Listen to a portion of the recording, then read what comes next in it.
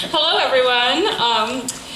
Well, my name is Joyelle McSweeney. I think almost everyone here knows who I am. I'm the incoming director of the creative writing program here at Notre Dame.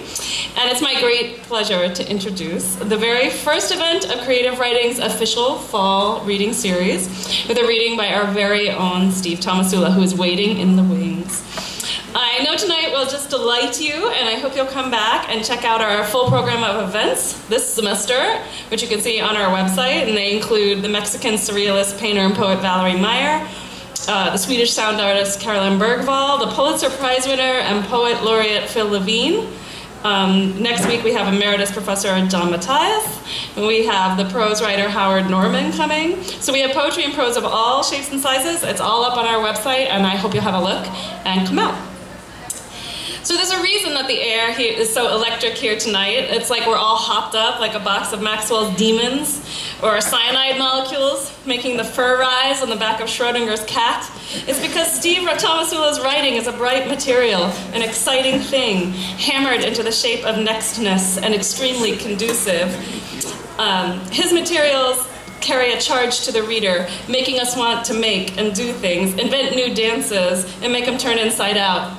Across his 5 books, the Book of Portraiture, Vase, an Opera in Flatland, Talk, a new media novel, In and Oz, and now, Once Human, a collection of stories, Steve has shown himself to have the heroism of a backyard tinkerer, the breadth of kudzu, and the incisive humor of the astrophysicist. His work plays with image, platform, media shape material, the raw material of the grapheme, and the Audubon of narrative form, and the Audubon of winged species that forgets how to fly because he is hypnotized by knowledge's epistemic sieve, the volume of King Progress's conquest. But animating it all is an intelligence and something like a Voltairean sense of, if not outraged, maybe dismay, and a useful surprise at the world's failure to live up at the full breadth of the imagination, or rather, sometimes, its chilling ability to exceed what the planners had in mind.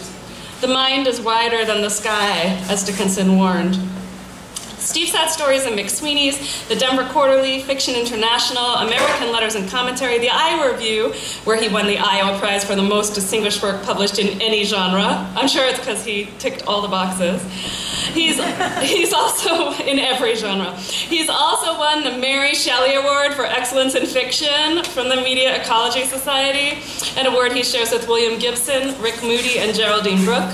His work has been the subject of special issues, symposia, and conference panels, and has merited the extended attention of such scholars as theorist Catherine Hales, who wrote of Steve's digital novel Talk, quote, Talk explores, and this is like mid-sentence, we're like catching her mid-sentence on this blurb. Talk explores conditions of possibility in ways that perform, as well as demonstrate, the interpenetration of living and technical beings, processes in which complex temporalities play central roles. Temporality as protagonist. Think on that.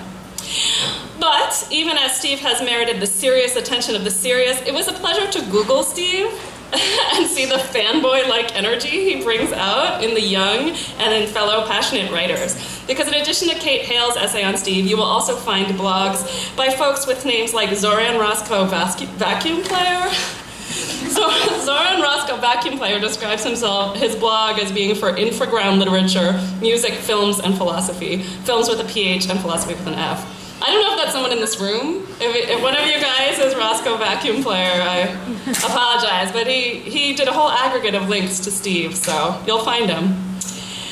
Steve's taste for new forms and new platforms, new ways to push culturally persistent tropes into new and revealing poses, is electric for readers and students alike. He's like a mad scientist without the madness. He's also stylish, on the page and in person, kind of like Coco Chanel, but without the Vichy lover. Maybe he's like that ingenue amphibian who first decided to schlep himself up on land, or like that hairball who invented humanity by deciding to oppose his own thumbs. At any rate, Steve is a wonderful ball of every kind of flammable fuel, and I'm so glad we have him at this institution. So ladies and gentlemen, loyal sons and daughters of Our Ladies University, I give you Steve Tomasula.